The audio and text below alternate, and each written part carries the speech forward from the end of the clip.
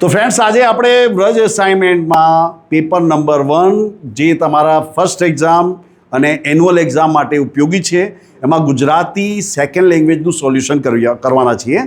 And this is a very important video for the students of Hindi medium and Gujarati medium. So now let's start. હવે આજે section C છે, એમાં તમને grammar આપવામાં આવે છે. તો બહુ જ ઇઝી હોય છે. તમે ચોપડી વાંચો, જો વાર્તા વાંચશો તો તમને આ બહુ જ ઇઝી લાગશે. પ્રથમ પ્રશ્ન છે આપણો, રુધિર શબ્દનો સમાનાર્થી. રુધિર શબ્દનો સમાનાર્થી છે રક્ત અથવા લોહી. નીચેમાંથી સમાનાર્થી શબ્દનું કયું જોડકું ઉચિત નથી? આંખનું નેત્ર એ સમાનાર્થી છે, પણ આપણે પૂછ્યું કે ઉચિત નથી. ઓળો એટલે કચ્છ એ સમાનાર્થી છે, પણ દંડ અને ઇનામ આ વિરુદ્ધાર્થી શબ્દો છે, એટલે આ જોડકો જે છે ઉચિત નથી. એટલે આપણો આન્સર છે આ કા. સ્મરણ શબ્દનો વિરુદ્ધાર્થી શબ્દ શોધીને લખો. સ્મરણ એટલે યાદ કરવું, એનું વિરોધી થશે વિસ્મરણ એટલે કે ભૂલી જવું. નેક્સ્ટ ક્વેશ્ચન છે, નીચે વિરુદ્ધાર્થી શબ્દોના જોડકા આપ્યા છે, તેમાં કયું જોડકી ઉચિત નથી? વિરુદ્ધાર્થી તો આપણે એમાં જે વિરુદ્ધાર્થીને બદલે સમાનાર્થી આવશે. વ્યથિત અને સુખી આ વિરુદ્ધાર્થી છે. તડકો અને તાપ આ શું છે? સમાનાર્થી છે. પણ આબ અને જમીન આ વિરુદ્ધાર્થી છે, એટલે આ જોડકો જે છે એ ઉચિત નથી. આપણો આન્સર છે ક. નેક્સ્ટ છે, નીચેમાંથી કઈ જોડણી સાચી છે? તો એ જોડણી છે સુવર્ણ. સુવર્ણ એટલે કે ગોલ્ડ. શિયાળવાને ખાલી જગ્યા ધારીને ભદ્રમ ભદ્ર અને અંબારામ નાટા. તો શિયાળાને વરુ. બરાબર.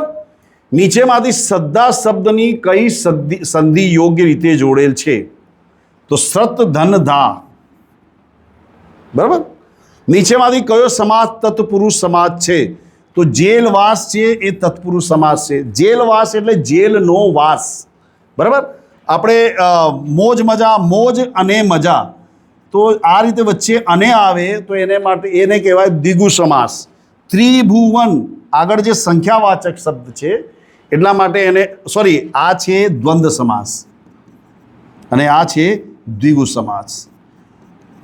તો જો દ્વંદ્વ સમાસ એટલે જેની વચ્ચે અને આવે, જેમ કે રાત દિવસ, બરાબર, રાજા અને રંક, તો આ વચ્ચે અને આવે તો એ કહેવાય દ્વંદ્વ સમાસ. અને આગળ સંખ્યાવાચક શબ્દ આવે તો એને કહેવાય આપણે દ્વિગુ સમાસ, જેમ કે ત્રિભુવન, નવરાત્રિ, ચોમાસું.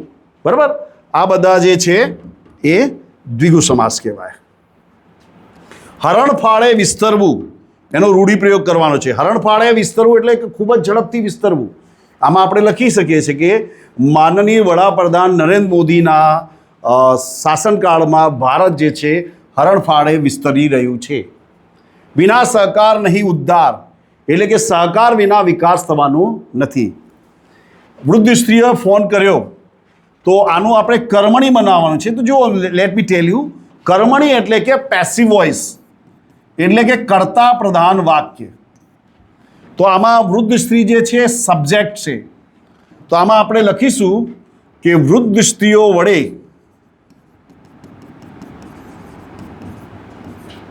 ફોન કરવામાં આવ્યો, અથવા વૃદ્ધ સ્ત્રીઓ દ્વારા ફોન કરવામાં આવ્યો. આ જે છે આપણું કર્મણી એટલે કે પેસિવ વોઇસ. મોટાએ કાંતિને ઘરે બોલાવ્યો. પ્રેરક વાક્ય બનાવવાનું છે. પ્રેરક વાક્યને ઇંગ્લિશમાં કહેવાય causal verb. And what is causal verb? Causal verb એટલે કે એમાં બે કર્તા હોય છે, એક મુખ્ય કર્તા અને એક પ્રેરક કર્તા. તો મોટા આમાં લખીશું કે બાએ મોટાને કાંતિને બોલાવવા મોકલ્યો.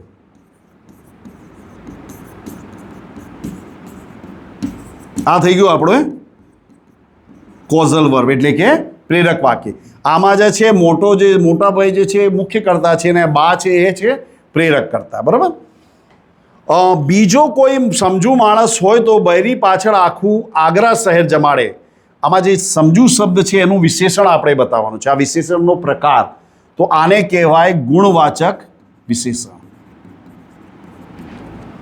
નીચેમાંથી વિકારી શબ્દ વિકારી વિશેષણ શોધીને લખો તો એ છે નાનો. બરાબર. દીપક હવે તને કેમ લાગે છે, યોગ્ય વિરામ ચિહ્ન મૂકીને વાક્ય ફરીથી લખો. તો જુઓ, દીપક તને કેમ લાગે છે આ ઇન્ટ્રોગેટિવ સેન્ટન્સ છે. અહીંયા પ્રશ્ન પૂછવામાં આવ્યો છે એટલે અહીંયા પ્રશ્નાર્થ ચિહ્ન આવશે.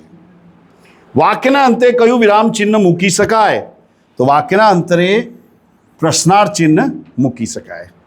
બરાબર. તો મિત્રો અહીંયા આપણું સેક્શન સી પૂરું થાય છે. આઈ એમ શ્યોર તમને આ વિડીયો ખૂબ જ ગમ્યો હશે. Thanks for watching. Have a nice day.